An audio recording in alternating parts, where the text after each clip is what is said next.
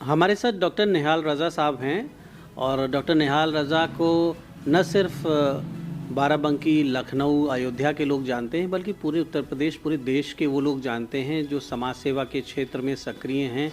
और डॉक्टर साहब का जो जीवन है वो कई दशकों से इन्होंने अपने पूरे जीवन को समाज के लिए अर्पित कर दिया है।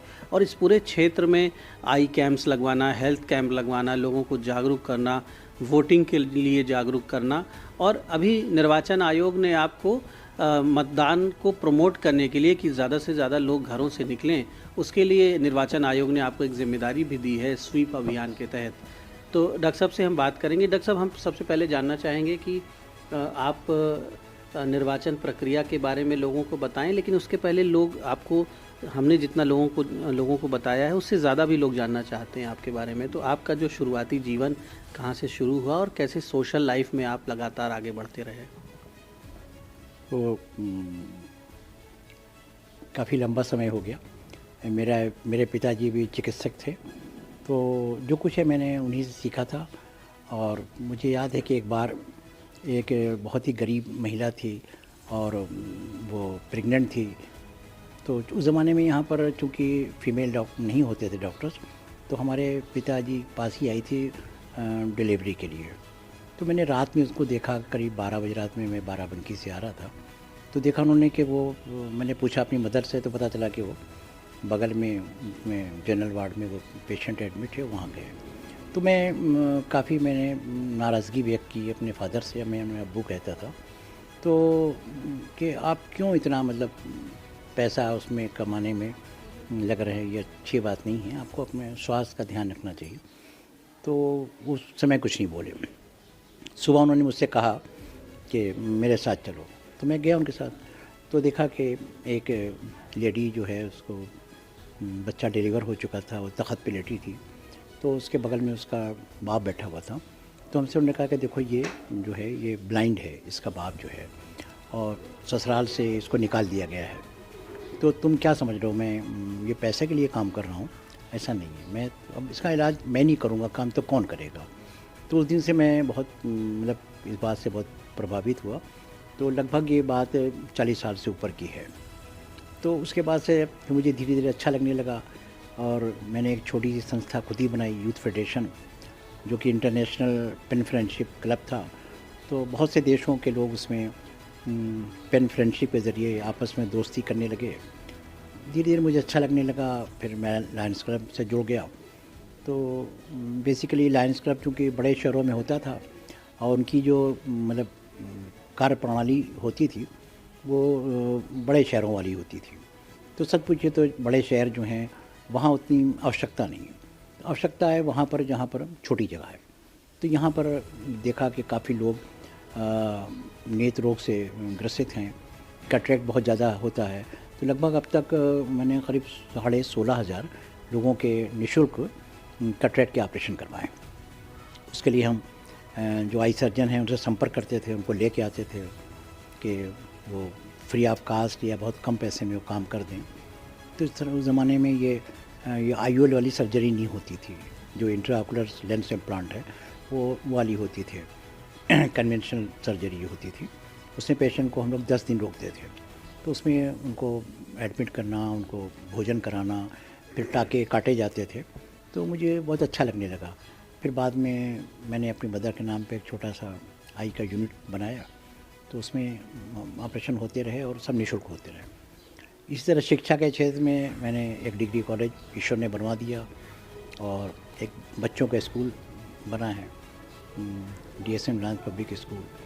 और विकलांगों के लिए भी कुछ काम करता रहता हूँ कि उनके जितने भी हैं, जैसे ट्राइसिकल्स हैं, व्हील चेयर हैं, उनके क्रचेस हैं, वो सब हम लोग प्रोवाइड करते रहे। और हमारा उद्देश्य रहा कि केवल उनको हम ये ना करें कि हम उनको कोई इंस्ट्रूमेंट प्रोवाइड कर रहे हैं, बल्कि ये कोशिश करें कि ब्लाइंडनेस को उसको जो हमारे डिसेबल्ड भाई हैं, जो फिज़िकली चैलेंज लोग हैं, उनको मतलब हमें एक मुख्य धारा से तो जोड़ना ही है, उनको एजुकेट करना है, उनको मतलब उनको किसी बिज़नेस से उनको लगाना है और ये भी कोशिश करना है कि ऐसा होने ही ना पाए। और जैसे पोलियो है, तो निश्चित रूप से पोलियो अब काफ़ी कंट्रोल हो गया है, लेकिन फिर भी कभी कभी हो तो जाता ही है। तो और भी तमाम ऐसे रीज़न्स हैं जिनसे हमें मतलब उसको उनकी डिसेबिलिटी को रोकना है। तो उसके लिए बहुत सी हैं, सर्जरी होती रहती हैं उनकी, पोलियो सर्जरी होती हैं, तो वो भी हम लोग कोशिश करते हैं कि उनको मतलब परमानेंटली क्योर कराया जा सके। इस तरह से ये ईश्वर काम कराता रहता है। डॉक्टर साहब, आपने अपनी लाइफ को एक सही दिशा दी। ये जीवन, ये शरीर तो बहुत से लोगों को मिलता है, लेकिन बहुत से लोग इसके महत्व को नहीं समझ पाते कि ये कितना बड़ा मौका ऊपर वाले ने दिया है। इस धरती पर ह्यूमन बॉडी दी है, आपको एक ज़िंदगी जीने को दी है, समय दिया है।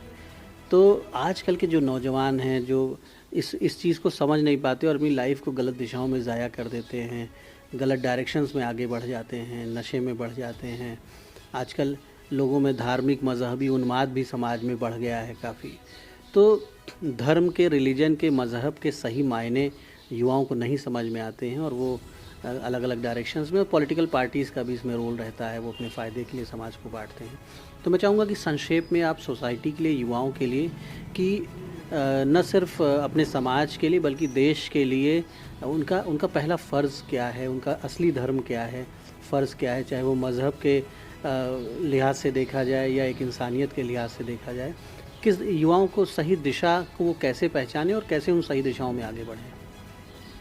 देखिए, जो पहले ज़माने में जो एक मोरालिटी की बात हुआ करती थी, तो वो नैतिक मूल्य का इतनी गिरावट हो गई है। पहले बच्चे होते थे, सुबह उठे, उन्होंने सबसे पहले अपने माता पिता को प्रणाम किया, उनके पाँव छुए या आदाब किया और दुआएं ली उनसे। तो ये सब चीज़ें कम होती जा रही हैं। तो उसकी वजह से, बल्कि मैं तो ये कहूँगा, जैसे अभी आपने उसकी बात की, धर्म की बताया कि बहुत एक्सट्रीमिस्ट हो रहे हैं लोग, तो मेरा अपना मानना है कि दरअसल ये लोग बिल्कुल धार्मिक है ही नहीं।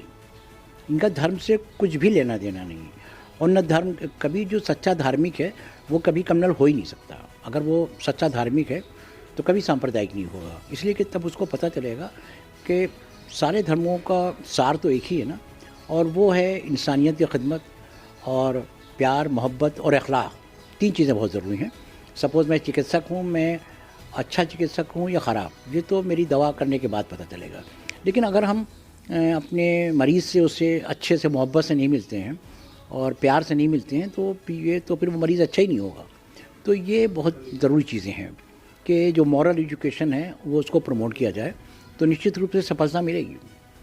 डॉक्टर साहब, इस समय इलेक्शन का टाइम आ गया है और हमारे देश में ये प्रायः देखा जाता है कि वोट परसेंटेज बड़ा कम रहता है।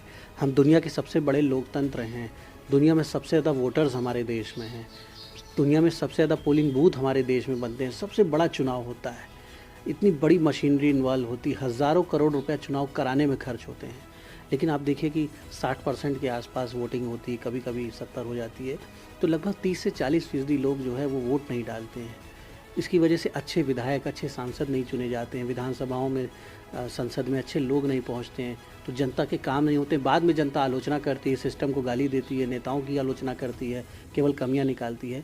तो ये जो मौका मिला है वोट डालने का, वोट डालें, आप ज़्यादा से ज़्यादा वोट करके अच्छे लोगों को चुनें, इस मौके का महत्व क्यों नहीं समझ पा रहे हैं लोग, और आप किस तरह से लोगों से अपील करेंगे, चाहे युवा हों चाहे ओल्ड एज के लोग हों, वो वोट के महत्व को समझें, वोट कितना ज़रूरी है, कितना बड़ा फ़र्ज़ है वोट? स्वामी विवेकानंद का एक कथन है कि असफलता का अर्थ है कि सफलता का प्रयास पूरे मन से नहीं किया गया।